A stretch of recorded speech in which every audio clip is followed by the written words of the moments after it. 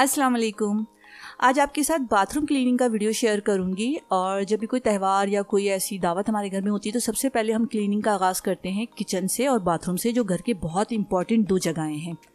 और आज के वीडियो में आपसे बहुत सारी टिप्स भी शेयर करूंगी सफाई के, और इसके अलावा एक आपसे बहुत ही पावरफुल और बहुत ही सस्ती किस्म की आसान सी एक क्लीनिंग की भी रेसिपी शेयर करूंगी। बहुत ही आसान है और बहुत ही कम खर्चे और आपके अपने घर में मौजूद चीज़ों से बनाऊंगी। तो सबसे पहले सफाई का उसूल ये कि आप तमाम एक्सेसरीज़ जो है ना वो अपने बाथरूम से निकाल लें। अच्छा, मेरे बाथरूम में डेली क्लीनिंग तो होती है, जो फ़र्श की होती है, बेसन और जो कमोड वगैरह की होती है, लेकिन जो दीवारें और ये एक्सेसरीज़ है ना, इनको मैंने 1 महीने से साफ़ नहीं किया था क्योंकि मुझे क्लीनिंग का वीडियो बनाना था। तो मैं चाहती थी कि आप वीडियो में हर चीज़ बहुत डिटेल में देखें कि कितना फ़र्क पड़ता है इस क्लीनिंग के लिक्विड से, जो मैंने आज मैं आपको बनाना बताऊँगी, उससे सफाई करने से कितना ज़्यादा फ़र्क पड़ता है। ये आप खुद देखेंगे अभी वीडियो के दौरान। ये सब चीज़ें बहुत गंदी हो रही हैं, मुझे पता है, लेकिन जो मैं अभी क्लीनिंग का एक आपको रेसिपी मैं आपको बताऊंगी ना, वो लिक्विड जो है वो इन सब चीज़ों को कितनी आसानी से साफ़ कर देगा कि इसके बाद फिर आप अपने घर में हार्पिक का जो बाथरूम क्लीनर होता है, और बहुत सारे महंगे महंगे क्लीनर हम मार्केट से लेकर आते हैं जो काफ़ी महंगे अब हो गए हैं, तो वो आप घर में लाना ख़त्म कर देंगे और इसी से आप अपने बाथरूम की सफाई करेंगे। तो तमाम चीज़ें मैंने उतार ली थी और इसके बाद इनको पानी में मैंने डिप कर दिया था ताकि इनकी सफाई बहुत आसान हो जाए। अच्छा, जब आप अपने बाथरूम में ना एक्सेसरीज इस तरह की लगवाएं ना, तो उसका एक सबसे बेसिक उसूल ये कि बहुत सिंपल कट हो, उनमें बहुत ज़्यादा डिज़ाइन ना हो, टेढ़े मेढ़े ना हो। आप इसका देखें, डिज़ाइन देख रहे होंगे साबुनदानी का, ये ऐसा डिज़ाइन है कि अगर इसको मैं साफ़ भी करती हूँ ना तो 3 दिन बाद ये दोबारा से इसी तरह गंदा हो जाता है। तो लेकिन क्योंकि जब हम इस घर में शिफ्ट हुए तो इस घर में ये साबुनदानी, ये सारी एक्सेसरीज पूरा मैचिंग का पेयर था, तो ये लगा हुआ था, तो मैंने इसको हटाना फिर मुनासिब नहीं समझा, मैंने इसको इसी तरह से छोड़ दिया। लेकिन इसकी सफाई काफ़ी मुश्किल होती, तो अगर आप अपने घर में ये सब चीज़ें लगाएं तो इन चीज़ों को ज़रूर चेक कर लें। अच्छा, यहाँ पे मैंने एक जो डस्टर जो ब्रश होता है, नरम सॉफ्ट ब्रश था जो मिट्टी वगैरह और जाले वगैरह सब साफ़ कर देता है, इससे मैंने अच्छी तरह एग्जॉस्ट फैन और इसकी जाली और दीवारें वगैरह सब चीज़ें मैंने इससे अच्छी तरह से साफ़ कर ली थी ताकि सारी डस्ट और जाले साफ़ हो जाएं। इसके बाद एक कपड़े को गीला करके जो एग्जॉस्ट फैन की जो जाली वगैरह होती है ना, इसको भी साफ़ कर लिया था। इसे मैंने हटाया नहीं था क्योंकि ये काफ़ी सख्ती के साथ ये इससे मतलब जुड़ा हुआ था, अटैच हुआ हुआ था, तो मैंने इसको इसी तरह से इसकी सफाई की थी। अब ये जो दूसरा बाथरूम है ना, ये है मेरा बाथरूम जिसकी मैं अब सफाई कर रही हूँ। और जो इससे पहले मैंने आपको बाथरूम दिखाया था ना, ये है मेरे बच्चों का बाथरूम। तो ये मेरा बाथरूम है, इसको भी मैं इसी तरह से साफ़ कर लूँगी अच्छी तरह। जितनी जो एक्स्ट्रा मिट्टी है, जो जाले वगैरह हैं, ये सब मैं दीवार से हटा दूँगी।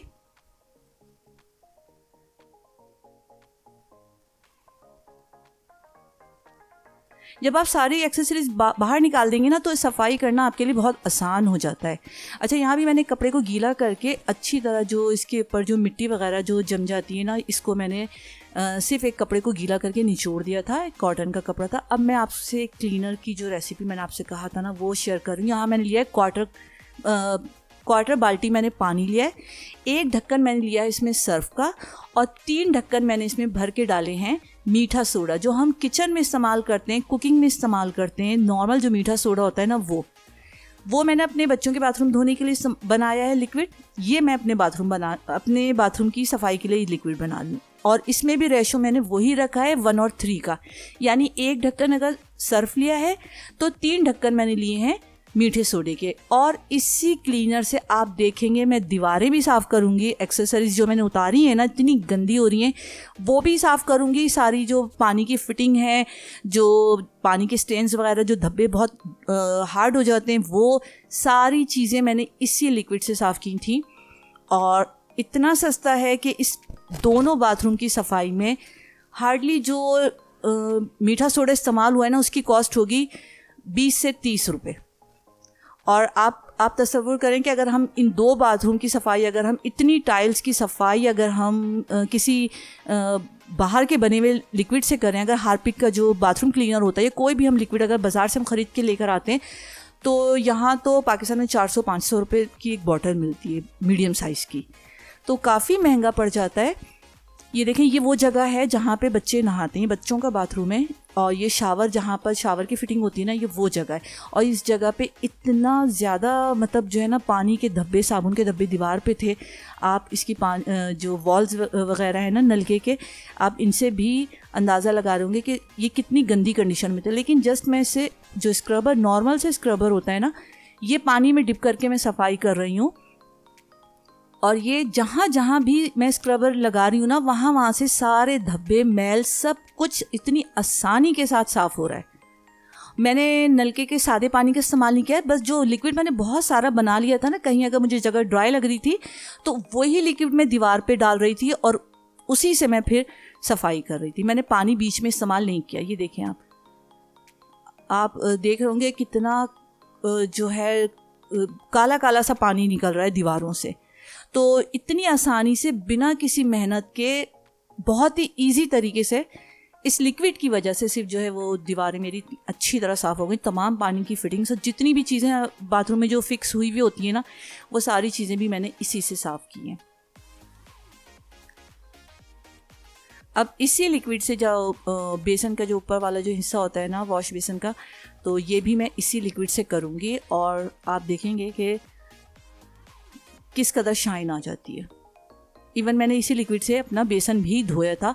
और जब भी कभी बेसन धोएं तो इसकी जो नलके की जो फिटिंग वगैरह होती है ना, उसको कभी भी नज़रअंदाज ना करें। ये कमोड का फ्लश टैंक है और इस पर कुछ स्टिकर्स वगैरह लगे हुए थे जो मैंने उतार दिए थे, और इनको भी मैंने इससे स्क्रबर से हल्का सा मैंने रब किया, तो ये आसानी के साथ अलग हो गए।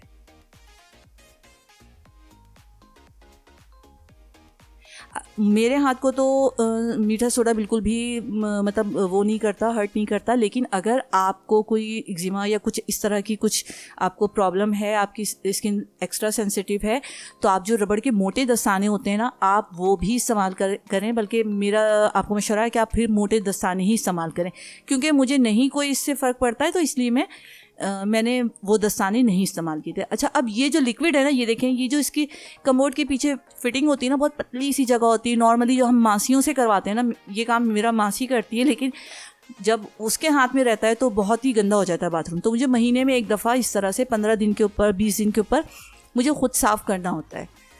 तो ये सारी जगहें ना जहाँ पे पतली जगहें होती हैं, जिस तरफ कम्बोर्ड के पीछे की जगह, तो आप इसी लिक्विड को डाल के आप रगड़ेंगे। जहाँ जहाँ ये लिक्विड जाएगा, बहुत आसानी के साथ खुद ही मैल अलग होता चला जाएगा।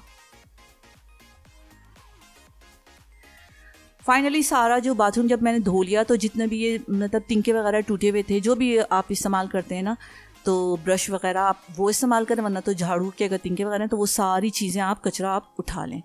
अब ये मेरा बाथरूम है, इसको भी मैंने इसी तरह से, जो इसकी पानी की जितनी फिटिंग्स वगैरह हैं और जितनी दीवार पे टाइल्स वगैरह हैं, वो सब मैंने इसी लिक्विड से धोई हैं। और आपने सफाई से पहले का भी बाथरूम देखा है, मैंने इसी वजह से आपको दिखाया था, ताकि आपको डिफरेंस पता चले कि कितना फ़र्क आता है। और वो भी कोई बहुत ज़्यादा मेहनत करे बगैर। ऐसा नहीं है कि कोई बहुत आपको रगड़ना पड़ेगा, बहुत आसानी के साथ। अच्छा, जब आपका पूरा बाथरूम साफ़ हो जाए तो दरवाज़ों को कभी भी मत आप भूलें। अगर आपके दरवाजे मतलब लकड़ी के हैं, इस तरह की पॉलिश है, वुड वाली पॉलिश है, तो 7C का जो पॉलिश क्लीनर जो होता है शाइनिंग के लिए, मैंने ये आखिरी में ये इस्तेमाल किया है। आप अपने दरवाजे के हिसाब से, जिस तरह का भी दरवाज़ा है, उस पर उसी टाइप की आप पॉलिश आप इस्तेमाल करें। और जहाँ जहाँ पे ज़्यादा धब्बे डार्क थे, वहाँ पे मैंने डायरेक्टली इस्तेमाल किया है, और जहाँ पे धब्बे हल्के थे, वहाँ पे मैंने सिर्फ कपड़े के ऊपर स्प्रे करके उससे इस्तेमाल किया। और जितने धब्बे हैं ना, वो सबके सब इस क्लीनर की वजह से साफ़ होते जा रहे हैं। इसकी जो शाइन है वो कई गुना बढ़ जाती है। तो अगर आपके घर में लकड़ी का फर्नीचर है, तो ये 7C का एक क्लीनर, ये पॉलिश का जो स्प्रे है ना, ये एक ज़रूर रखें आप। फाइनली सारी सफाई करने के बाद दरवाज़ों के बाहर डोरमेट ज़रूर रखें, जिसका क्लिप मुझसे कहीं मिस हो गया या रिकॉर्ड नहीं कर पाई मैं। लेकिन दरवाज़ों के बाहर डोरमेट बहुत ज़रूरी है, बाथरूम के दरवाज़ों के पास। तो वो भी मैंने रखा था, लेकिन वो आपको इस वीडियो में शायद नहीं मिलेगा, क्योंकि वो कहीं मतलब मुझसे डिलीट हो गया। अच्छा, ये सारा जो कूड़ा वगैरह था ना बाथरूम का, वो मैंने शॉपर में डाल दिया था। मैं डस्टबिन में अपने वॉशरूम में नहीं रखती हूँ, क्योंकि कुछ इतना ज़्यादा कूड़ा होता नहीं। तो मुझे लगता है कि डस्टबिन गीला हो जाता है थोड़ा, तो मैं इसलिए कचरा फ़ौरन ही उठा लेती। सारी एक्सेसरीज देखें मैंने उसी लिक्विड से साफ़ की हैं, और किस कदर चमक रही हैं, बिल्कुल साफ़ हो चुकी हैं। जो मैंने आपको बनाना बताया था, ये है सोडे की बोतल और ये है सर्फ की बोतल, जो एनी टाइम मैं अपने बाथरूम में ज़रूर रखती हूँ।